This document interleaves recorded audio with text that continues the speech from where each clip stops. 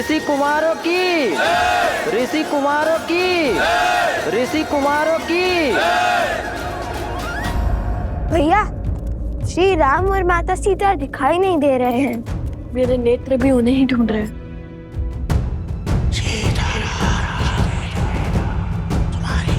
कोई मायावी नकारात्मक शक्ति षड्यंत्र रच रही है। यदि तुम मेरे किसी काम के नहीं तो तुम्हें जीवित छोड़कर क्या करूंगा मैं? अंतिम अवसर दे रहा हूं बालक, मान लो मेरी बात।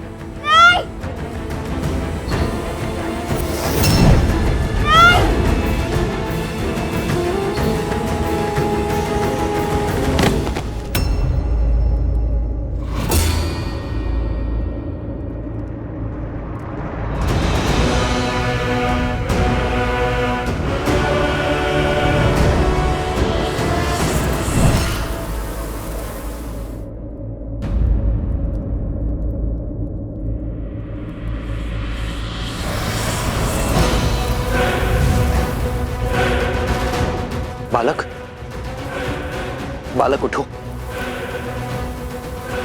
मुझे पराजय स्वीकार नहीं है राघव। मैं तुमसे जीत के रहूंगा, तुम्हें हरा कर रहूंगा मैं।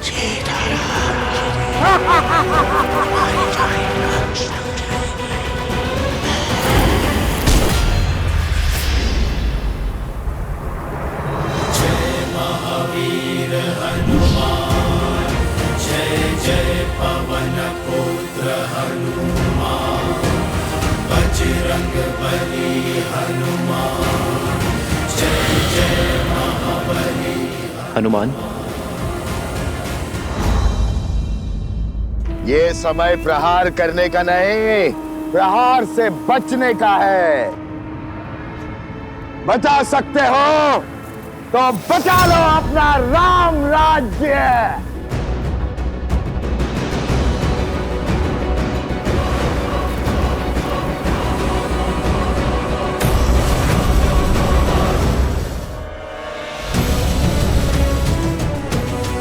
महाराज, वो बालक मिल गए। इस बालक को संभालिए आर्य सुमंत। जी महाराज। मुझे इसी क्षण जाना होगा आर्य सुमंत। रथ को सज्ज कीजिए।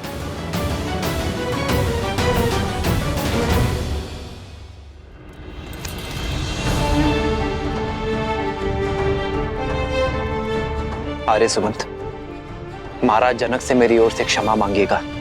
उनसे विदा लिए बिना जाना पड़ रहा है, और उन ऋषि कुमारों को मेरी ओर से ये भेंट दीजिएगा। कभी अवसर मिला तो उनसे भेंट का लाभ मिलेगा मुझे।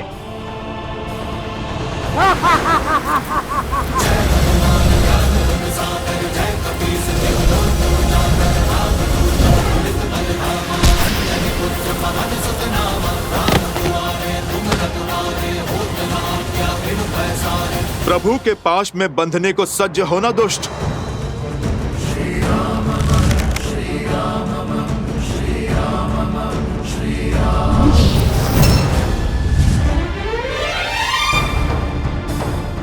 अयोध्या चलो हनुमान, हमारे पास समय अधिक नहीं है।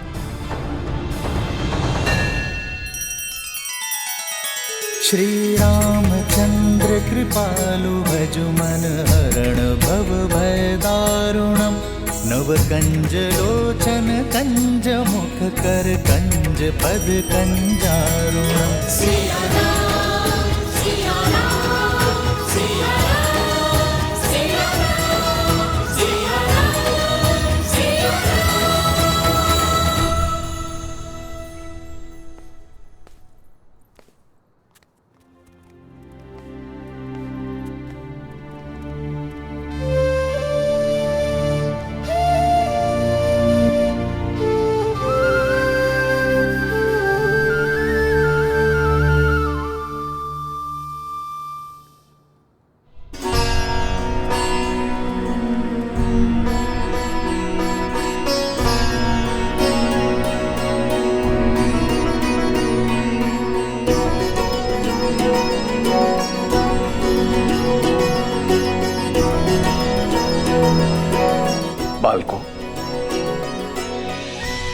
मैं जानता हूं तुम्हारी दृष्टि किसे ढूंढ रही है।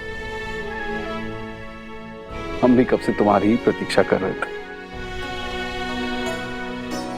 मैं ये भी जानता हूं कि इतने असंभव चुनौतियों को संभव कौन कर रहा था।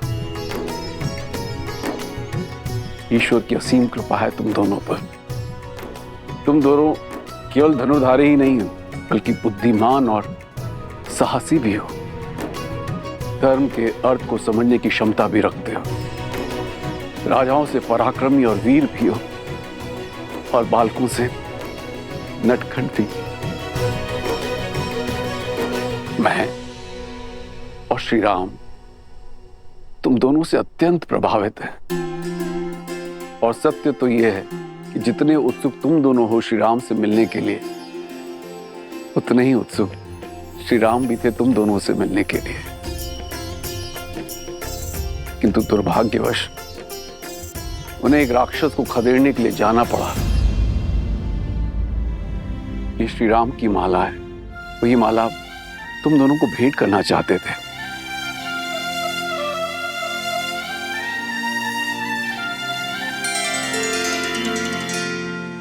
कितना सुंदर रूप है, कितना सुंदर भाव और स्वभाव है। इतनी नम्र छवि तुम दोनों को देखकर किसी का स्मरण हो आया।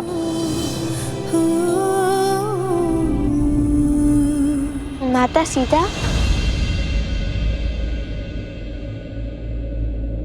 माता सीता भी श्री राम के साथ है? बताइए ना। माता सीता है उनके साथ?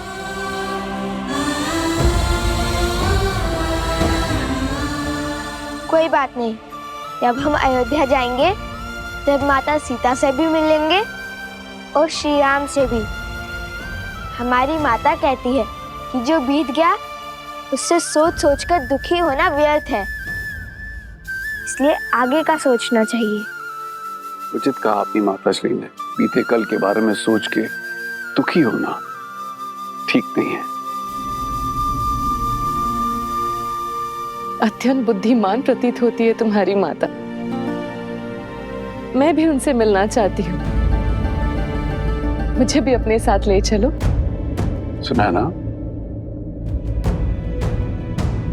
अवश्य महारानी, वो भी आपसे मिलकर बहुत प्रसन्न होंगी।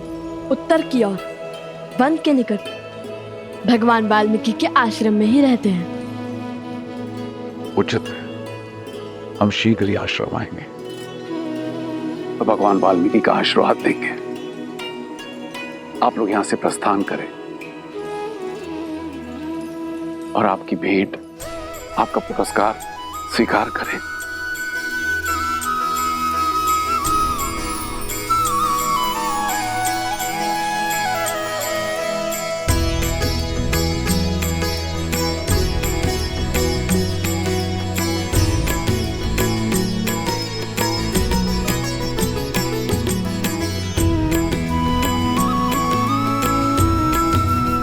माता, हम सुनैना जी से भी मिले और महाराज जनक से भी। महाराज जनक यहाँ पे भी आएंगे।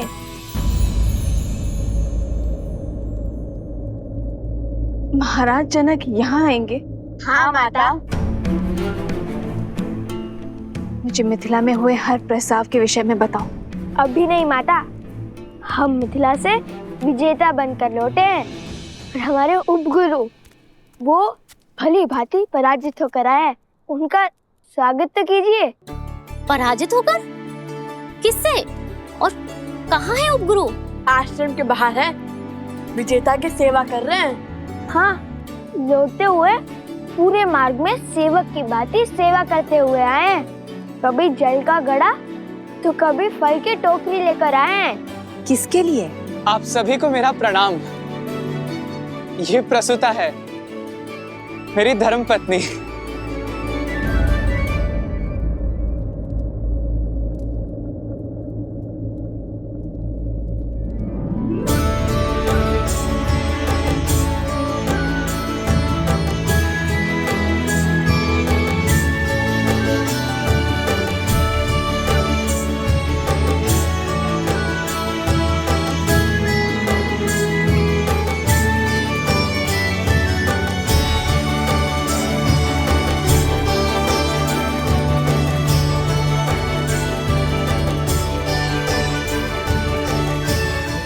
मिथिला की कन्याएं बड़ी कठोर होती हैं। एक बार जो उन्होंने किसी को पति स्वीकार लिया तो यमराज भी उनका मन नहीं बदल सकता।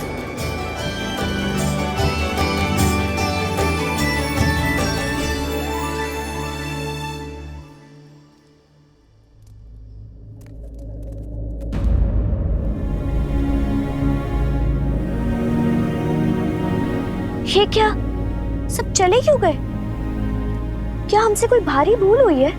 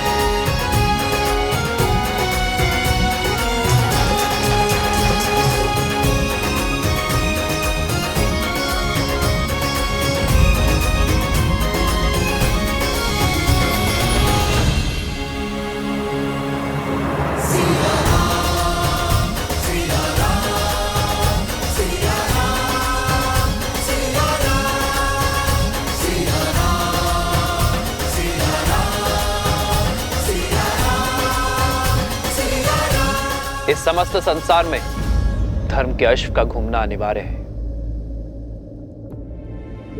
मैंने स्वयं सहस्त्रमुख रावण को मिथिला में विष फैलाते देखा है। उसने एक बालक को अपने माया के भ्रम से बांधा था। किंतु अच्छी बात यह है कि बालकों पर कुविचारों का प्रभाव विलंब से होता है, इसलिए सहस्त्रमुख रावण सफल नहीं हो पाया। किंतु अब हमारे पास समय शेष नहीं है। हमें शीघ्र अतिशीघ्र अश्वमेध यज्ञ प्रारंभ करना होगा। महाराज, क्या अब आप दूसरा विवाह करेंगे अथवा भाभी मां सीता को?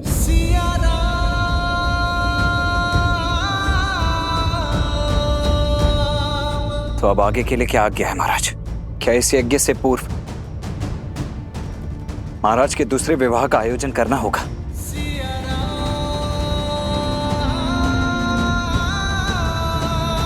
इसकी कोई आवश्यकता नहीं है लक्ष्मी। विवाह तो मैं कर चुका हूं।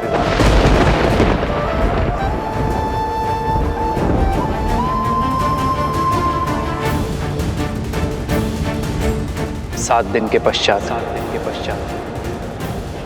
मैं प्रजा के सामने अपनी पत्नी के साथ उपस्थित हो जाऊंगा।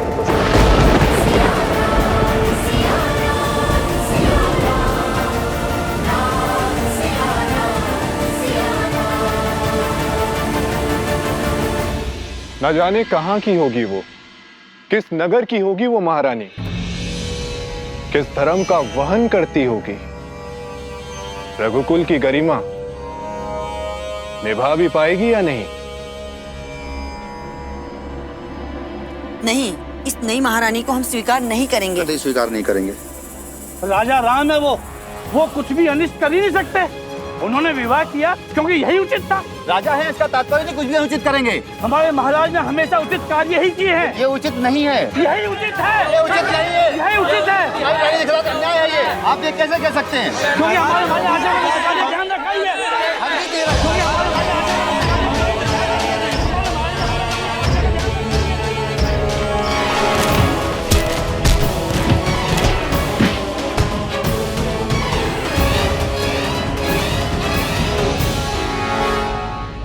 माता, वैसे भी उचित ही हुआ। महारानी सीता के बिना श्री राम तो अधूरे हैं। जब हम मिलेंगे तब माता सीता भी होंगी श्री राम के साथ। और तब तक के लिए श्री राम की भेंट है ना हमारे पास।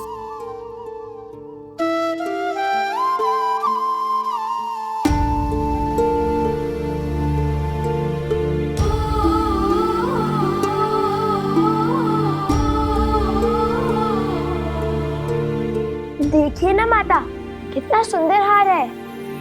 राम सिया राम सिया राम सिया राम राम सिया राम सिया राम।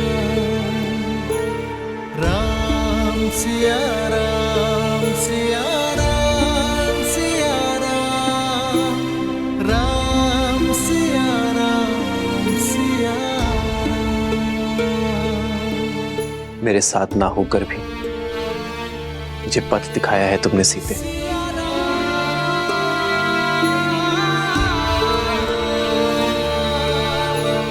प्रभु, आप जो करेंगे वो उचित ही होगा, किंतु प्रजा में जो ये तर्क वितर्क चल रहा है, इसे रोकने का मार्ग अवश्य ही खोजना होगा। अपने हृदय को और दृढ़ बनाने के लिए मुझे तप का मार्ग खोजना होगा हनुमान।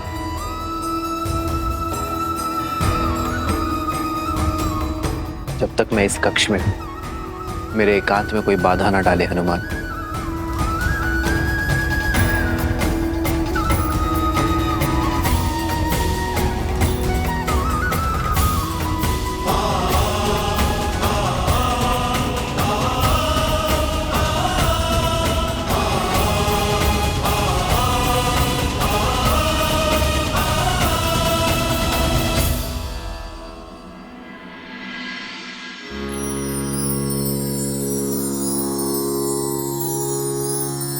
या कुन्देन्दु तुषारहार धवला या शुभ्रवस्त्रावृता या वीणावरदण्डमण्डितकरा या श्वेतपद्मासना या ब्रह्माच्युतशङ्कर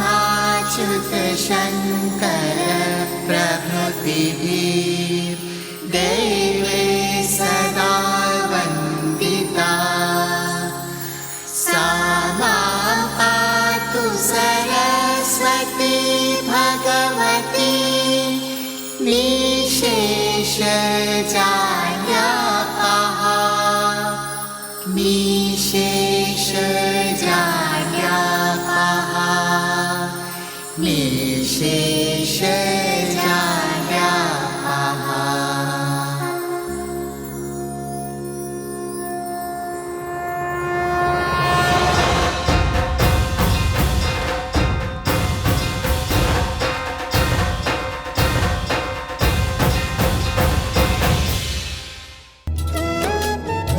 भगवान वाल्मीकि का आशीर्वाद सदा तुम पर बना रहे पुत्रों। उठो। गुरुदेव, आज सरस्वती माता की पूजा क्यों?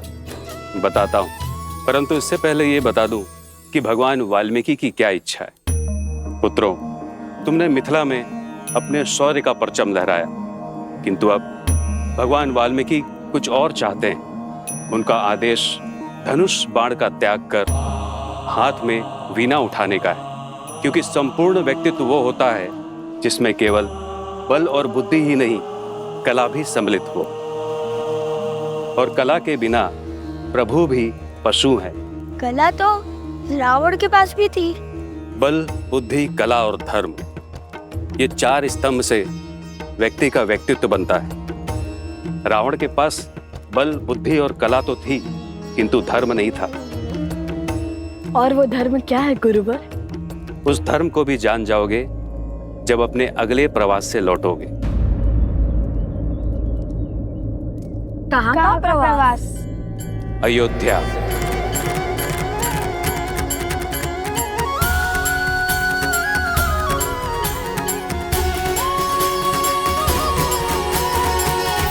हम तो मिथिला कुमारी के सिवा किसी और को भी महारानी स्वीकार नहीं करेंगे।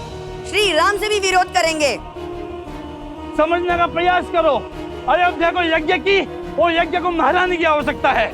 श्री राम ने जिस भी नारी का चयन किया होगा, उसे हमें अपनी महारानी के रूप में स्वीकार करना ही होगा।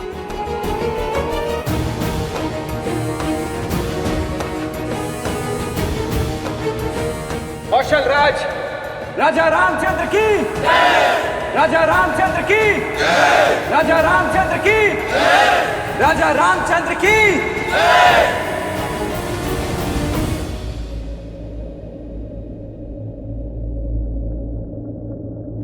राज्य यज्ञ के बिना अधूरा है और राजा रानी के बिना अपूर्ण है। इसलिए मैंने अपनी प्रिय पत्नी के शोक को त्याग कर इस राज्य को धर्म से सबल करने का निर्णय लिया है।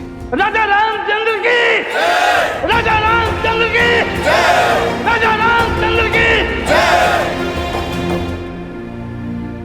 नहीं, अयोध्या की महारानी के रूप में मिथिला कुमारी के सिवा और किसी को स्वीकार नहीं करेंगे। महारानी सीता ही है। महारानी का स्थान हम किसी और को नहीं लेने देंगे।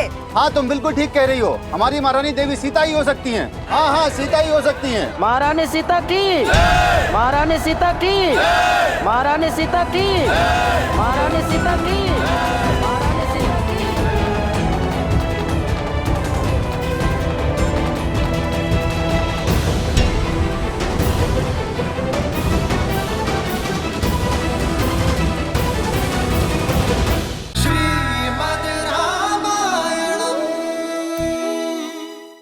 हमें अयोध्या जाने का आदेश दिया है। कब जाना है? अभी, आज या कल? अति शीघ्र। वहां अश्वमेध यज्ञ आरंभ होने को है। वहां कई राज्यों के राजा, महाराजा और ऋषियों से मिलने का शुभ अवसर प्राप्त होगा। आयुष्मान भव। हम अयोध्या जा रहे हैं। हम अयोध्या जा रहे हैं। हम अयोध्या जा रहे हैं। प्रभु श्री राम और माता सीता से मिलने। हम अयोध्या जा रहे हैं। कहाँ जा रहे हो तुम दोनों? अयोध्या। प्रभु श्री राम, माता सीता, अयोध्या। वन देवी ही सीता है। हम आ रहे हैं। नहीं, अयोध्या की महारानी के रूप में मिथिला कुमारी के सिवा और किसी को स्वीकार नहीं करेंगे। हाँ, तुम बिल्कुल ठीक कह रही हो। हमारी महारानी देवी सीता ही हो सकती हैं। हाँ हाँ, सीता ही हो सकती हैं। महारानी सीता की, महारानी सीता की, महारानी सीता की, महारानी सीता की।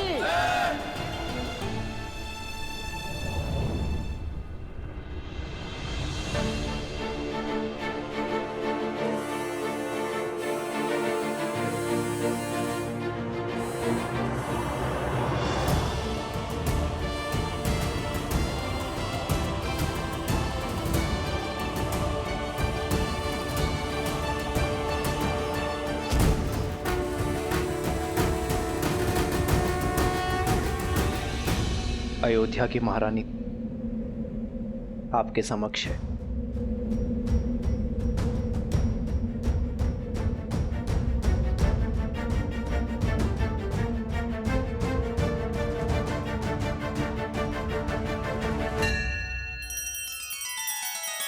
श्री रामचंद्र कृपालु भजु मन हरण भव भय दारुणम नव कंज लोचन कंज मुख कर कंज पद कंजारुणम।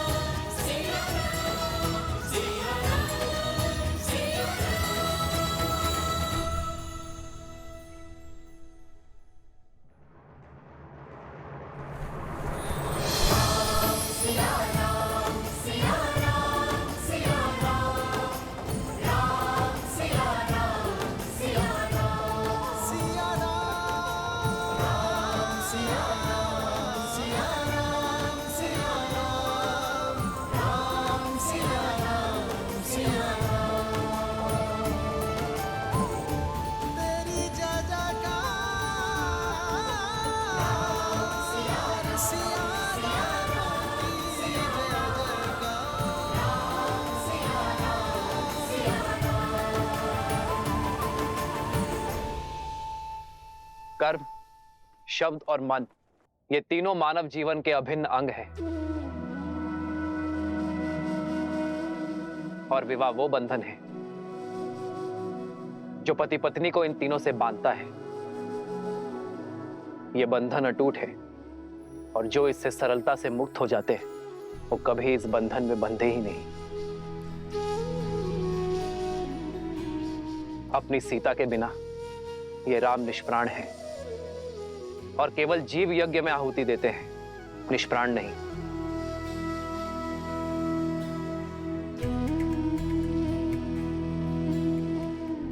मेरी सीता मुझसे दूर अवश्य है, किंतु यदि मन एक हो तो तन की दूरी अर्थहीन हो जाती है।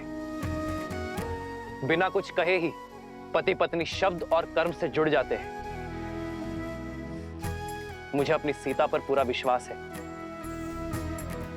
कि मेरी सीता जाग कहीं भी होगी, वो इस अश्वमेध यज्ञ में अर्घ अवश्य देगी। इसलिए मैं अपनी सीता का स्थान किसी और को नहीं दे सकता।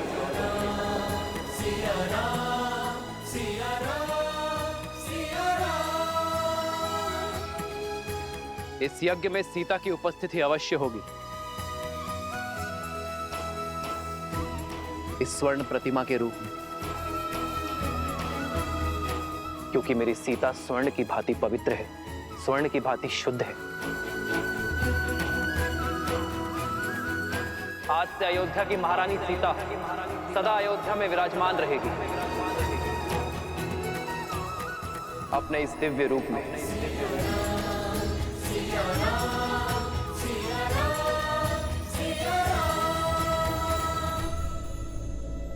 अब आप सभी विद्वान ये निश्चित करें कि मैं इस यज्ञ में आहुति देने का पात्र हूं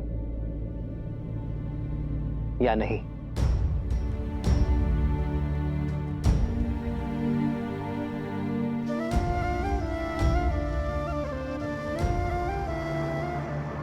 महारानी सीता की, महारानी सीता की, महारानी सीता की, महारानी सीता की, महारानी सीता की, महारानी सीता की। राम के दो मीठे बोल सुनकर साहस हारने की आवश्यकता नहीं है मित्रों। सहस्त्रमुख रावण के निर्देश की प्रतीक्षा करो। इस दाव का तोड़ उन्हीं के पास मिलेगा। धन्य हुआ आपसा शिष्य पाकर राजन। आपका निर्णय शास्त्रों और वेदों के अनुसार उचित है। कल प्रातःकाल हम विधिवत राज्यसभा में महारानी सीता की मूर्ति स्थापित करेंगे, वो भी आपके स्थान के निकट। आपके समर्थन के लिए धन्यवाद आचार्य।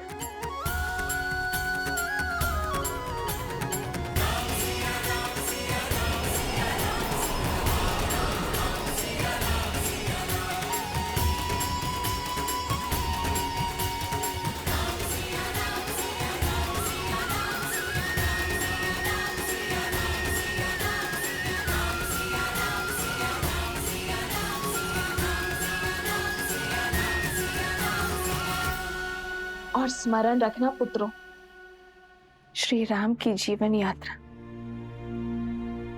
निस्वार्थता का प्रमाण है। अपने सुखों को त्याग,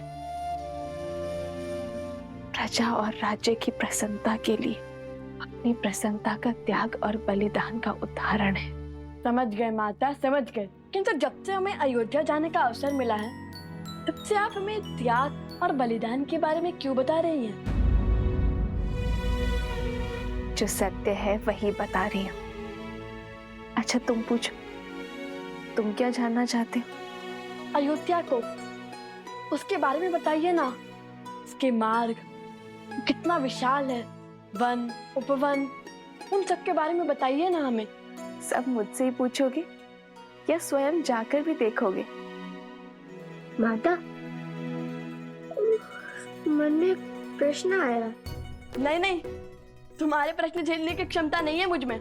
मैं सोमकरण को बताता हूँ कि हम कल प्रातः प्रस्थान करेंगे। जब से मिथिला से आया हूँ तब से ही प्रश्न सोच रहा हूँ कि रानी सीता, नहीं, माता सीता श्री राम के साथ वन में गई ही नहीं होती तो लंका प्रसंग बनता ही नहीं। ये नियति थी, योजना थी, या श्राप था, या आशीर्वाद था? ईश्वर का काज ईश्वर ही जाने। किंतु श्री राम और महारानी सीता के लिए लंका प्रसंग उनके प्रेम का प्रमाण था।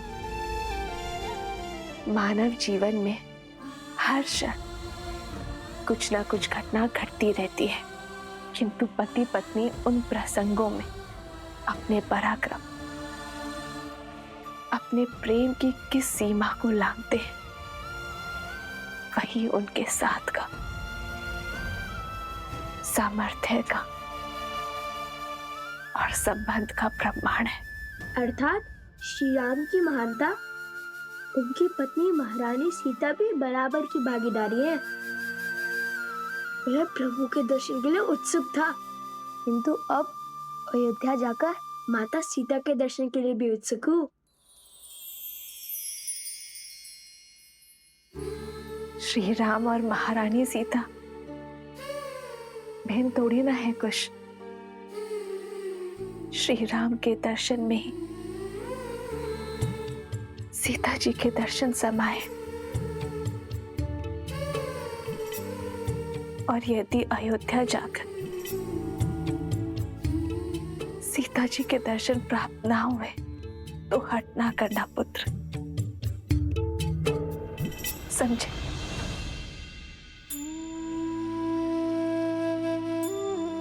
कुछ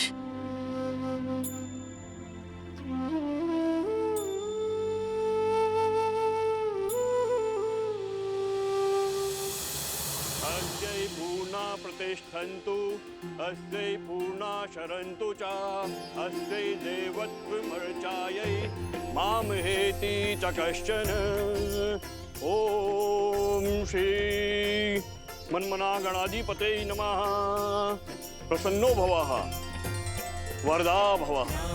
सिया राम जय जय राम, राम सिया राम जय जय राम। महारानी सीता की मूर्ति स्थापना संपूर्ण हुई। सियावर रामचंद्र की सिया राम जय जय राम, राम सिया राम भैया, जय जय राम। आज तक मैं आपके बलिदान को पूर्ण रूप से कभी भी नहीं समझ पाया। आपको देखकर सदैव यही सोचता रहा कि आपके पास परिवार का साथ तो है। आप जाना कि जब मनुष्य के जीवन में स्वजन का साथ ना हो तो परिजनों का साथ भी उसे अकेला कर देता है, परंतु मुझे अपने भैया के साथ के बिना जीना नहीं है भैया। इसीलिए आज मैं आपसे कुछ मांगना चाहता हूं। आप मुझे स्वयं से पूर्व जीवन का परित्याग करने की अनुमति दे दीजिए भैया।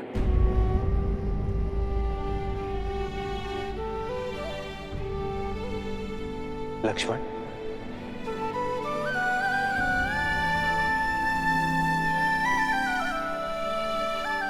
लक्ष्मण,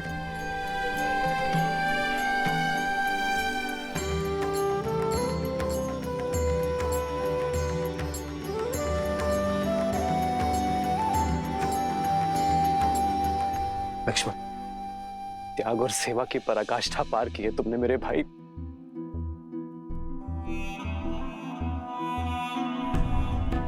तुम कुछ और मांगो लक्ष्मण। कुछ और मांगने के लिए है ही नहीं भैया। मुझे ज्ञात है आपको मेरी ये मांग, मेरा स्वार्थ, मेरा हट प्रतीत हो रहा होगा, परंतु मैं क्या करूं भैया। मैं आपके बिना जीने की कल्पना भी नहीं कर सकता। मेरे अंदर उतना साहस ही नहीं है।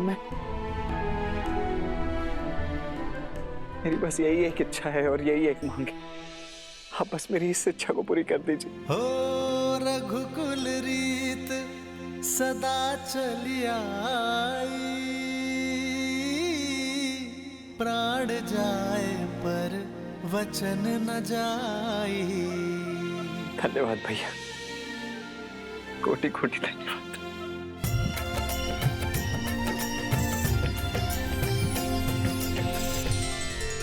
महाराज, मेरी भी एक इच्छा है। मेरे मन में सदा ये भय बना रहता है कि कहीं अपने सुख में अपने दीदी का त्याग और दुख को बिसरा ना बैठूं। इसलिए वनवास में पहने गए उनके वस्त्र को मैं अपने पूजा स्थल पर रखकर उनकी पूजा करना चाहती हूँ। वो वस्त्र देने की कृपा करें।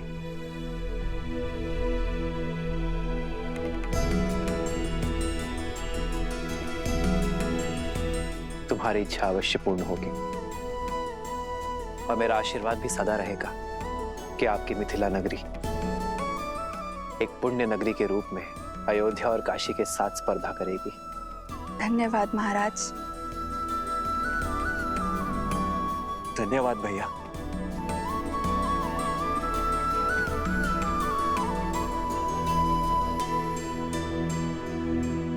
धन्यवाद मेरा नहीं,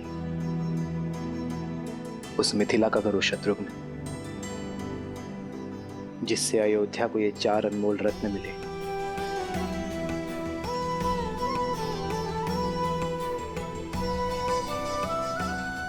और जिनके तेज से हमारी अयोध्या प्रेम और भक्ति के प्रकाश में नहाई है।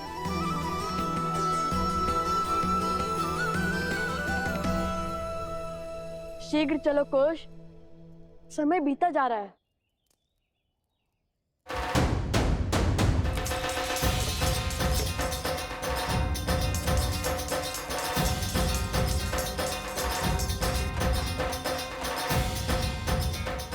अंततः लव कुश का अयोध्या जाने का स्वप्न पूरा होने वाला है। बजाओ। ठीक है, किंतु ये बैलगाड़ी क्यों ले आए? तुम्हारे लिए। भला ऐसे थोड़ी जाने देंगे हम राजकुमारों को। अर्थात ऋषि कुमारों को अयोध्या। हाँ, इसी सजी धजी बैलगाड़ी में जाएंगे हमारे लव कुश, पूरे सम्मान और सुख के साथ। उचित है। और सोमकरण को भी तो इसकी आवश्यकता पड़ेगी। परंतु सोमकरण, तुम्हारी पोटली कहाँ है? यहाँ है।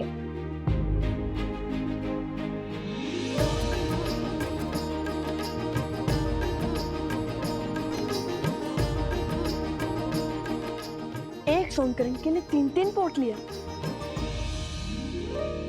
केवल सोमकरण नहीं, प्रसूता के साथ साथ तुम्हारे उपगुरु भी तुम्हारे साथ जाएंगे। क्या? हाँ, तुम्हारा ध्यान रखने के लिए और तुम दोनों भाइयों पर दृष्टि रखने।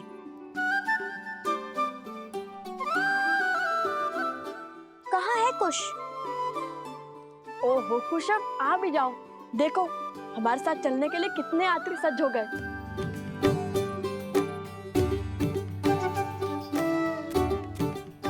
क्षमा करना, थोड़ा अधिक समय लग गया।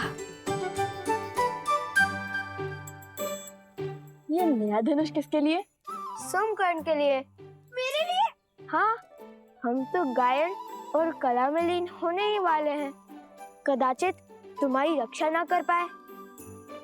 हर बार की भांति इस बार स्वयं अपनी रक्षा कर लेना। तो क्या हम अपने अस्त्र साथ नहीं ले जाएंगे? वीणा बजाकर रामायण का गान करने वाले को अस्त्र की क्या आवश्यकता है ना गुरुदेव? लाइए। क्या? वीणा। वीणा तो मेरे पास है नहीं।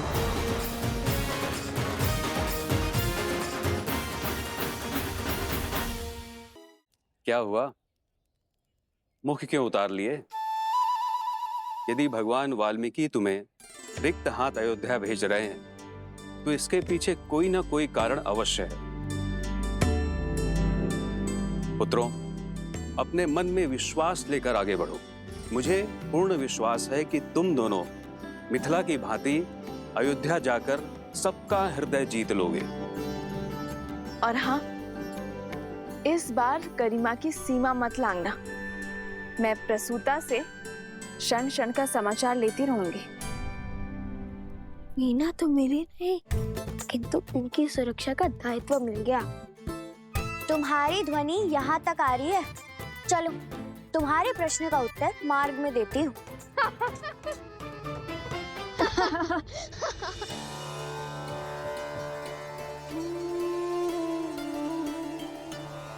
तुम्हारा सबसे बड़ा स्वप्न पूर्ण होने वाला है, जिस अयोध्या का आज तक केवल नाम सुना था, उसे देखने का सौभाग्य मिलने वाला है। धर्म की इस नगरी में बिताए एक एक क्षण को एक एक जन्म की भांति जीना। और हाँ, जब भी रामायण का गान करो तो सुनने वालों को अपने शब्दों और अपने भावों से उनकी यात्रा को सुख देना। अवश्य माता, हम ऐसा गीत गाएंगे कि सब मंत्र मुक्त हो जाएंगे, है ना कुश? हाँ माता, किंतु हमारे पास वीणा होती तो हमारा सुर और भी सुंदर हो जाता। परंतु छोड़िए, ईश्वर की लीला ईश्वर जाने।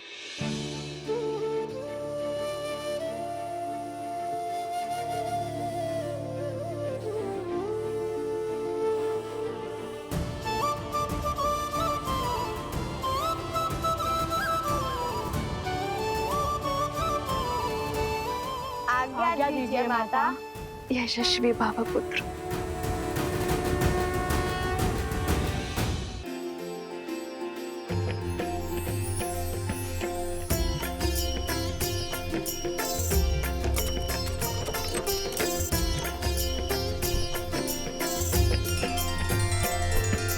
राम सिया राम जय जय राम। राम सिया राम जय जय राम। श्री राम, आज आपके पुत्र अपने घर में, अपने नगर में पग धरने वाले हैं। किंतु कितना अच्छा होता यदि मैं स्वयं आपको बता पाती कि रघुकुल के वंशज अपने राज्य में पधार रहे हैं। परंतु न जाने क्यों सुख के इस क्षण में भय मुझे खाए जा रहा है। किंतु उन्हें पूरा सत्य पता चल गया तो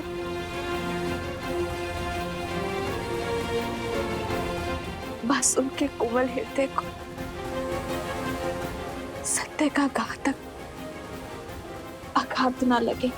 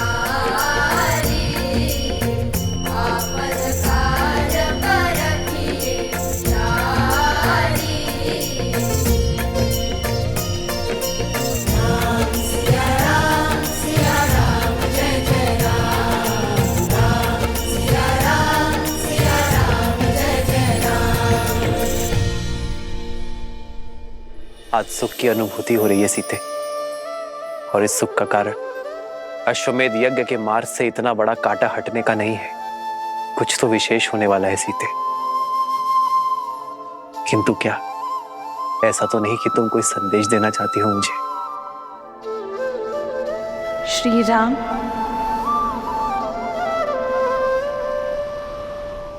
सीते,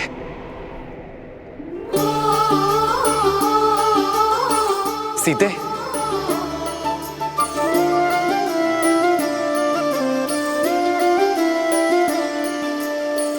जन्म जन्म का है ये संगम, राम रतन सीता वैभव धन। एक है पौरुष एक समर्पण, एक है रूप तो दूजा दर्पण। राम है लोचन सीता दृष्टि, राम है बादल सीता वृष्टि। राम सिया राम सिया राम सिया राम, राम सिया राम सिया राम।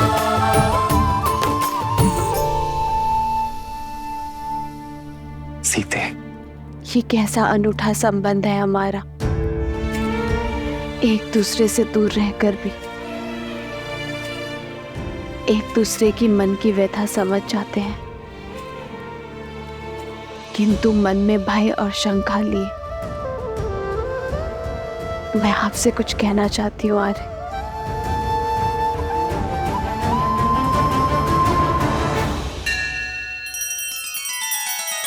श्री रामचंद्र कृपालु भजु मन हरण भव भय दारुणम। नव कंज लोचन कंज मुख कर कंज पद कंजारुणम। सिया राम सिया राम सिया राम सिया राम सिया राम सिया राम।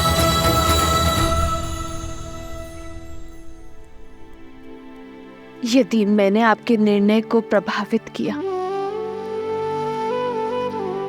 तो ये हमारे तक की मर्यादा का उल्लंघन होगा। कैसा भय सीते, कैसी शंका? मन से मन के जुड़े इस संबंध में मुझसे कुछ मत छुपाओ सीते। जीवन में पहली बार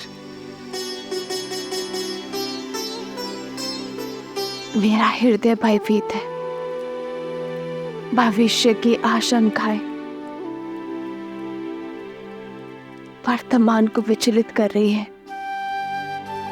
हमने एक दूसरे को वचन दिया था ना कि हमारे ये आत्मा का मिलन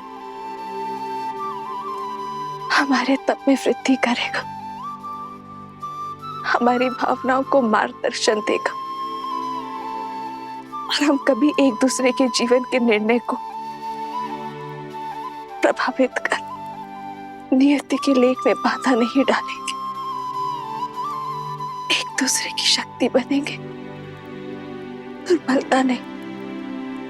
किंतु आज मुझे भय आ रहा, कदाचित मुझसे ये प्रण न टूट जाए, कहीं मैं कुछ ऐसा ना कह दूं जो मुझे कहना नहीं चाहिए, फिर भले आपके मन को सुख मिले क्या दुख।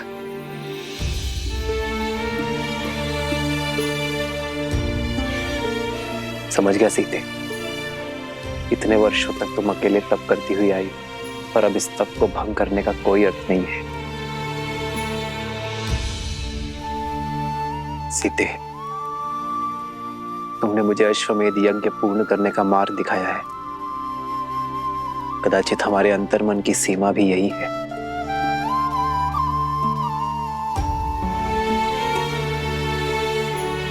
सीते, यदि हमारे तप के भंग होने का भय है तुम्हें, तो हम आज के पश्चात ध्यान अवस्था में भी कभी नहीं मिलेंगे। राम सिया राम सिया राम सिया राम, राम सिया राम सिया राम, सिया राम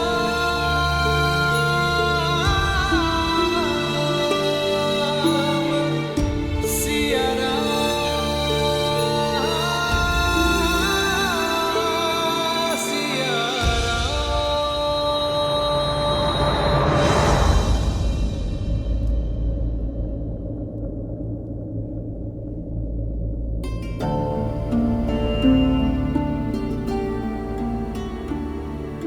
मैं नहीं जानता सीते कि तुम मुझसे क्या कहना चाहती हो, किंतु एक बात अवश्य जानता हूं क्योंकि धर्म किसी को अतृप्त नहीं करता। कभी ना कभी हम एक साथ अवश्य होंगे सीते, सदा सदा के लिए।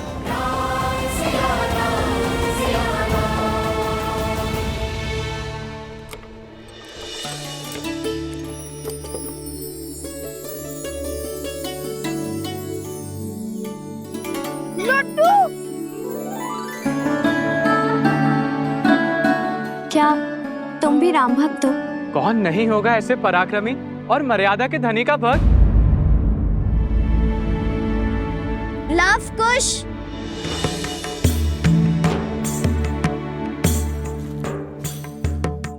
ये लो लड्डू खा लो, कब से गा रहे हो, थक जाओगे। लो। नहीं नहीं, थकान और अज्ञान मिटाने के लिए श्री राम नाम ही बहुत है हमारे लिए। और इस लड्डू की क्या आवश्यकता है? वैसे भी अयोध्या जाकर अश्वमेध यज्ञ की तैयारी में न जाने कितने प्रकार के पकवान मिलेंगे। चलो चलो अब आगे बढ़ो, रुकने में समय व्यर्थ मत करो।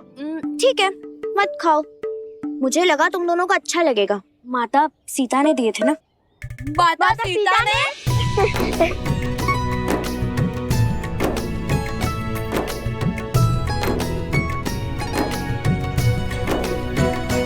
अरे मैं तो जल्दी जल्दी खाने की बात कर रहा था। बैलगाड़ी रोकने की कोई आवश्यकता नहीं है। चलो अब चले, अयोध्या पहुंचना है ना। कोई बचाओ हमें, बचाओ हमें, बचाओ, बचाओ हमें, बचाओ। अरे कोई बचाओ, अरे कोई बचाओ, मेरी बेटी को बचाओ, मेरी पुत्री की रक्षा कीजिए।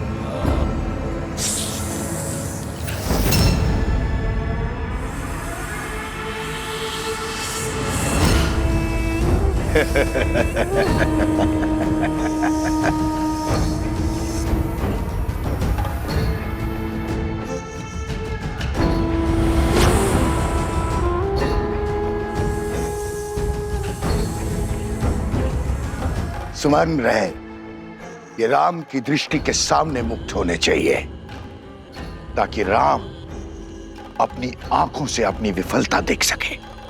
किंतु आपको इतना विश्वास कैसे है कि अश्व चुनने वो स्वयं आएगा? वो अयोध्या नरेश है, और ये कार्य तो वो किसी सेनापति से भी करा सकता है।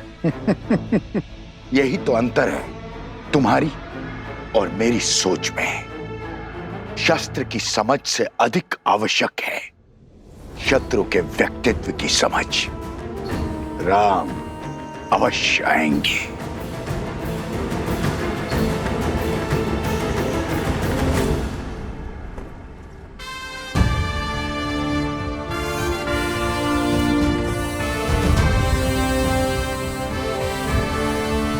भैया, मैं राज्य के सर्वोत्तम अश्वों को चुनकर यहाँ ले आता हूँ। आप उन्हीं में से किसी एक का चुनाव कर लीजिएगा। जी भैया, और उन अश्वों को अभी सरयू घाट पर स्नान करवाया जा रहा है। वे आते ही होंगे। जब एक राम वहां जा सकता है तो इतने अश्वों को यहां लाने की क्या आवश्यकता है? एक सच्चा शासक सदा अपनी सुविधा से पहले साधन और संसाधनों को रखता है। जैसी आपकी आज्ञा है। आचार्य, लगता है अयोध्या के महाराज की सेवा में आपके पढ़ाए प्रशासनिक पाठ भूल गए सब।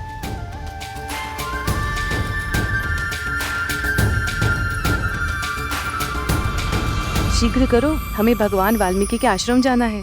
सारा सामान रथों में रखना शुरू करो। कोई कहीं नहीं जाएगा। प्रतीक्षा की बहुत परीक्षा दी है मैंने, अब आपका आदेश भी मुझे रोक नहीं सकता। एकांत।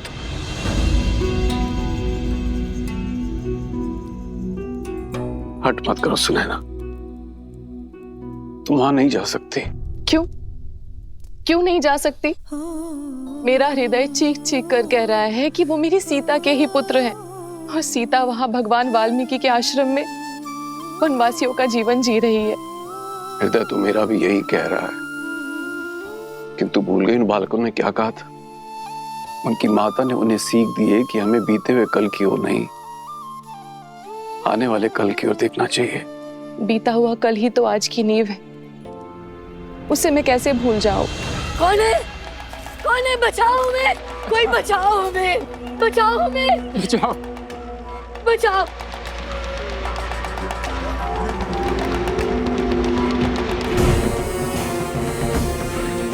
तो तुम दोनों नहीं उठोगे तो ठीक है, हम इस खाट का दूसरा पग भी तोड़ देंगे। नहीं नहीं, ऐसा मत करो, ऐसा मत करो।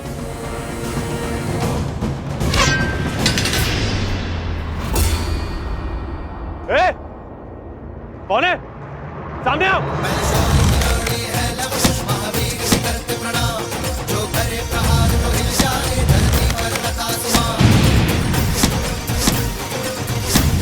चलो देखो यहाँ से, इस कन्या को उठा के लेके चलो। अरे कोई बचाओ! बचाओ मेरी बेटी को, बचाओ बेटी को, बचाओ।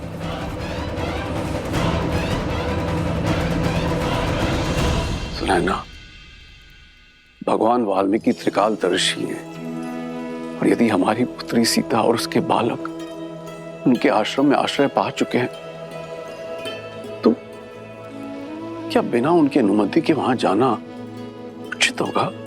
सुनैना, तुमने देखा नहीं वो बालक कितने मेधावी, तेजस्वी हैं, कितने प्रशिक्षित हैं। भगवान वाल्मीकि की इच्छा को समझो और उसे पूर्ण करने में उनका सहयोग दो।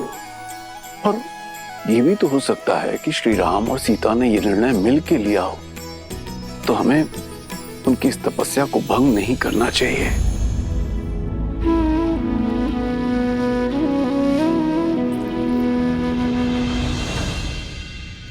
मस्तिष्क तो हर बात समझता है, किंतु इस मन का मैं क्या करूं आर्य?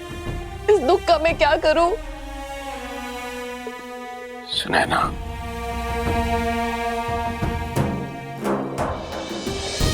बीते हुए कल को तुम नहीं बदल सकते, किंतु आने वाले कल की सुध तो ले सकते हैं। चलो अयोध्या चलते हैं।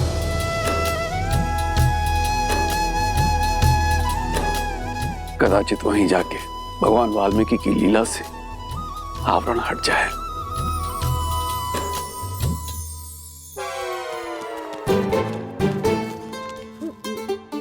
तुम ठीक हो?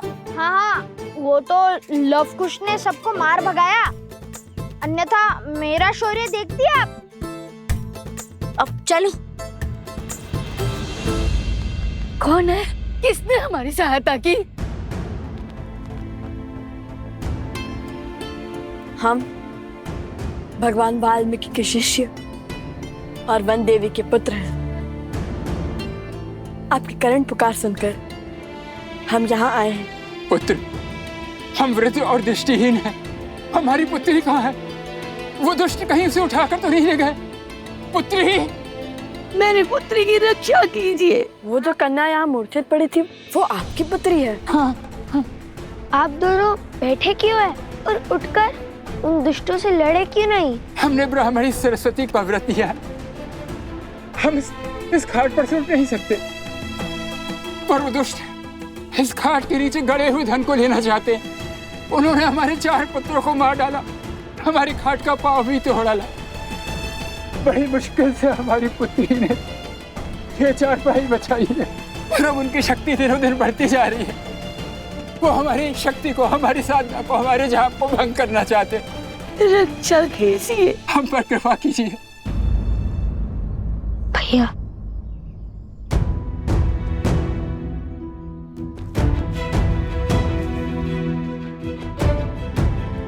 भैया शीघ्र अतिशीघ्र अयोध्या पहुंचे या इनकी पुत्री को बचाएं।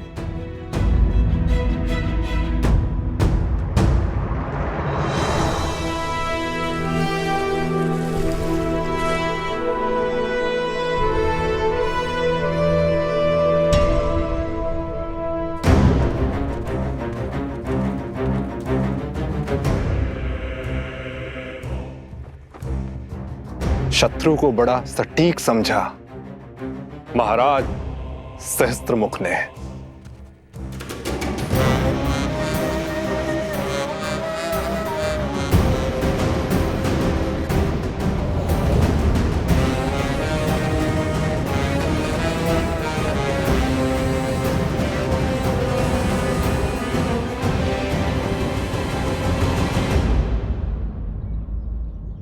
अपने आप से पूछो कि यदि श्री राम यहाँ होते तो वे क्या करते?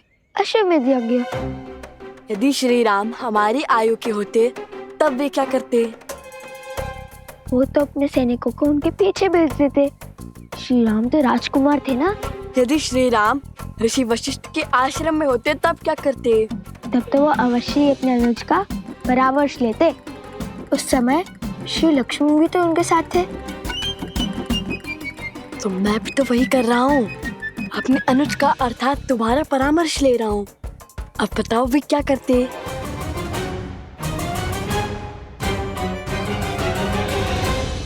बताओ वे क्या करते? ओह, इस प्रश्न का उत्तर तो बहुत सरल है। श्री राम सब कुछ छोड़कर उनकी पुत्री की रक्षा करते।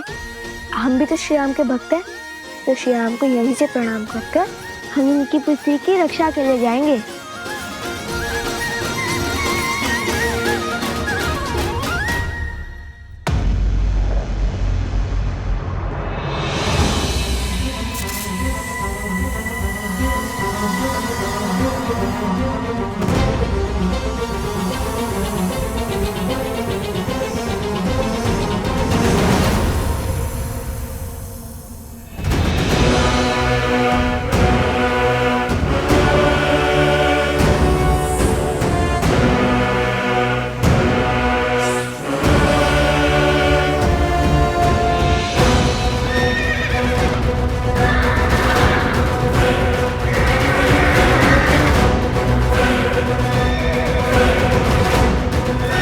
अरे ये क्या कर रहा है? इन अक्षरों को संभालो कोई।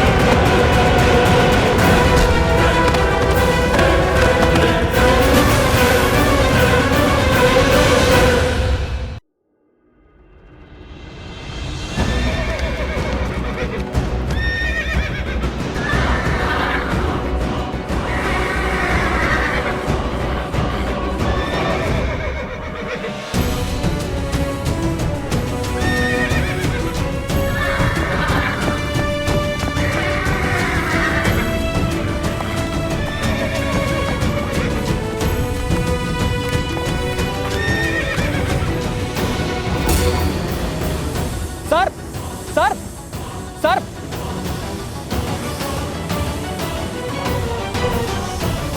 रुको, ये भी जीव है, किसी की कुनीति का साधन। ना ये हमें संकट पहुंचा रहे हैं और ना ही हम इन्हें क्षति पहुंचाएंगे।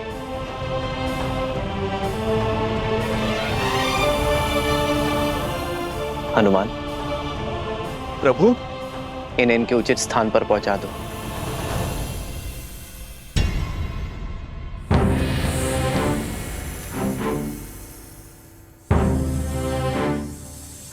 अश्वचैन की पूजा से पहले ऐसी घटना घोर अपशकुन है राम।